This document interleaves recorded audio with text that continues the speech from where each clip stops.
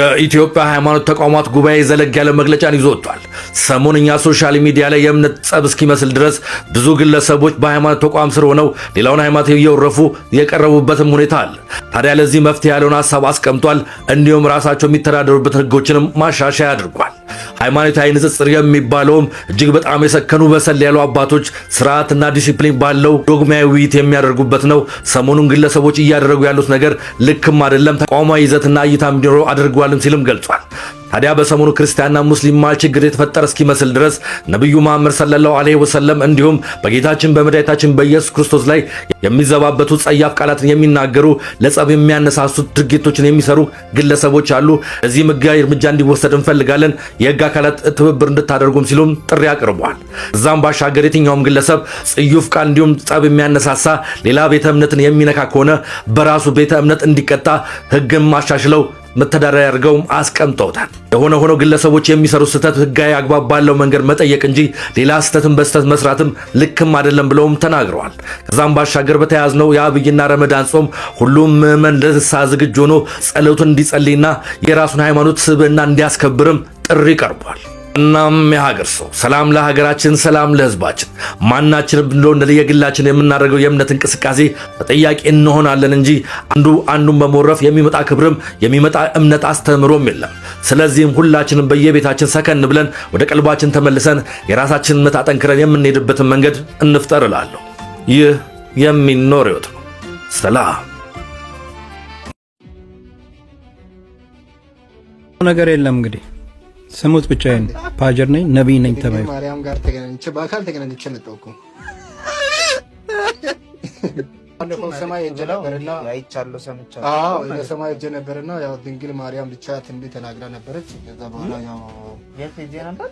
ሰማይ ሰማይ አንተ ባለፈው ሄጄ ይሄን አልሰማሁም እንዴ? ከድንግል ማርያም ጋር ተገናኝቼ በአካል ተገናኝቼ መጣሁኩ። አንሰማው። እኔ ደግሞ የሚገርመኝ እንደነዚህ አይነት ሰዎችን ኢንተርቪው የምታደርጉ ሰዎች አሁን እዚህ ጋር ምን ያስቃል? በጣም ነው የሚገርሙት እኮ። ነኮ ሜጀር ስልስ ዝም ብዬ አይደለም ማን ያልተሰጠ እግዚአብሔር እድል መሰጠኝ። ስለ አይነት ሲሆን እኮ እጃለሁ ሲሆን እጀለ ከዛ ታረጋት። እሺ አታርገው ቀከተላለሽ።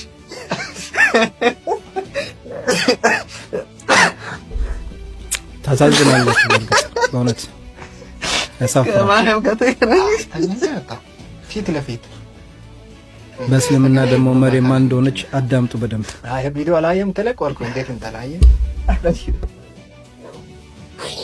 ና በእስልምና ውስጥ ድንግል ማርያምና ኢየሱስ ክርስቶስ ያላቸው ቦታ ምን እንደሆነ ማወቅ ፈልጋለሁ። አለ ቁርአን ላይ ታሪካቸው አለ።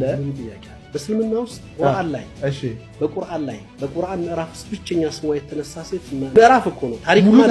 ታሪኩማ በጣም በሰፊው ነው ያለው። እንግዲህ በእስልምና ውስጥ የንጽህና ተምሳሌት ተብለው የሚጠቀሱ አራት ሴቶች አሉ። የመጀመሪያዋ እናታችን መርየም ቢንት ዕምራን التي احسنت فرجها ያላት ያቺ ንጽህና የጥብቅና ተምሳሌት ይላታል። ብፁዕ ናት፣ ቅድስት ናት፣ ክብርት ናት፣ የተመረጠች ሴት ናት፣ ከዓለማት የተመረጠች ነች ይላታል ቁርአን። በዛ ልክ የተመረጠች፣ በዛ ልክ የተቀደሰች፣ በዛ ልክ ክብር የተሰጣት ሴት ናት እናታችን መርየም አለይሂ ሰላምና እዝነት በሷ ላይ ወርድና መርየምን የሚያነውር ሰው ይጠላል፣ ማርያምን የሚያወግዝ ሰው ይጠላል። ይሄ ያላወቀ የሰውነት ልክ ያልተረዳ ብቻ ነው። ያንን ቁርአን ውስጥ ከ14 ጊዜ በላይ ነው ስሟ የተነሳው።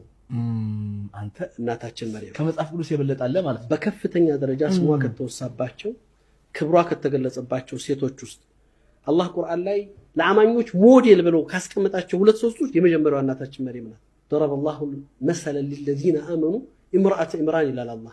ለነዛ ለአማኞች ምሳሌ አድርገን ያመጣናት ያቺ ኢምራን ልጅ ሴት ልጅ የሆነችው ክብርት መርየም ናት ይላል። ለምን ነው የከበረው? የቅድስና ተምሳሌት ናት። እንግዲህ አላህ Subhanahu Wa Ta'ala መርጧት ፈተና ውስጥ እንድታልፍ አድርጓት አላህ Subhanahu Wa Ta'ala መልእክተኛኛ ነብዩላህ ቪዲዮን ሼር እና ዲዩት አድርጋችሁ አዳርሱልኝ፣ ይድረሳቸው፣ ይስሙት፣ ያዳምጡት፣ ሼር አድርጉለት። ነብዩ ሰለላሁ ዐለይሂ ወሰለም መዝለፍ ምን አመጣው? በሐሳብ መሸናነፍ ሲያቅትህ ወደ ሰው እምነት መጥተህ እንዴት ታዋርዳለህ የሰውን እምነት? በማህይም ግን ምን ይፈረዳል? በአላዋቂ ምን ይፈረዳል? ቢያንስ ያንድን ሰው አባት እንኳን መስደብ እንደማይቻል ያውቃል ይህ ሰው። ለምን ግን ናቀን እንዲህ 1.5 ቢሊዮን ሙስሊሞች ህይወታቸው ሊሰውላቸው ቅንጣት ወደ ኋላ የማይሉላቸው ነብይ አለይሂ ሰላቱ ወሰለም ይህ ተራ ሰው በክፉ አነሳቸው፣ በአደባባይ ሚዲያ ላይ ዘለፋቸው።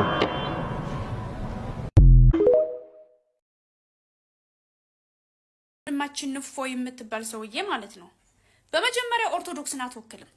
ምክንያቱም የኦርቶዶክስ አባቶች እንደውም ምን የሆነ መጽሐፍ ላይ አንብቤዋለሁ የኦርቶዶክስ ሃይማኖት መጽሐፍ ላይ ምን መሰለህ አባታችን ቆሞስ አባ ገሪማ ላይ ነው ናቸው የጻፉት። መጽሐፉ እንዳትወርቁ ተጠንቀቁ ነው የሚለው መጽሐፉ። እዛ ላይ ምን ይላል?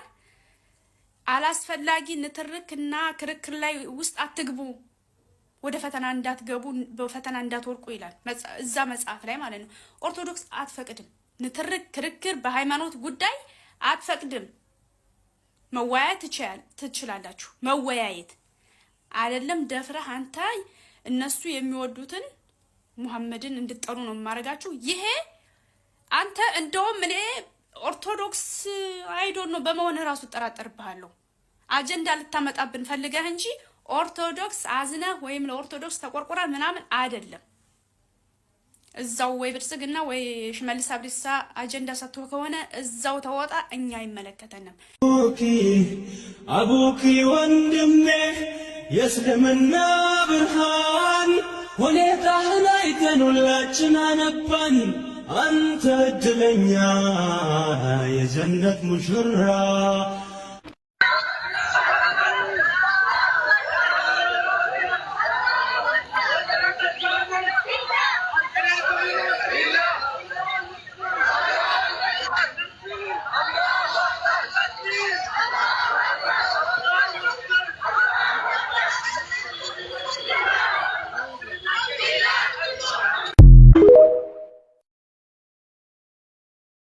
ዛሬ ቅዳሜ ምሽት አላሁ አክበር ታላቅ ቀጠሮ ተይዟል። ሙስሊም ነኝ፣ ይህ የዲኔ ጉዳይ ነው፣ ይመለከተኛል ያለን ሁሉ ይሄን ቪዲዮ ሳናሳልፍ ለምናውቃቸው ሙስሊም እህት ወንድሞቻችን በሙሉ ከዚህ ትልቅ የሆነ ታሪካዊ የአሻራ ማስቀመጫ ታላቅ መድረክ እንዲገኙ ሁላችሁም ጋብዟቸው። እነሆ በሀገራችን በአይነቱ ልዩ የሆነ እስላማዊ ዩኒቨርሲቲ ለማቋቋም ዛሬ ከተራዊህ ሶላት በኋላ በአሱና ቲቪ ኦፊሻል የቲክቶክ አካውንት እና ሌሎችም የገቢ ማሰባሰቢያ ሊንኮች እናስቀምጥላችኋለን።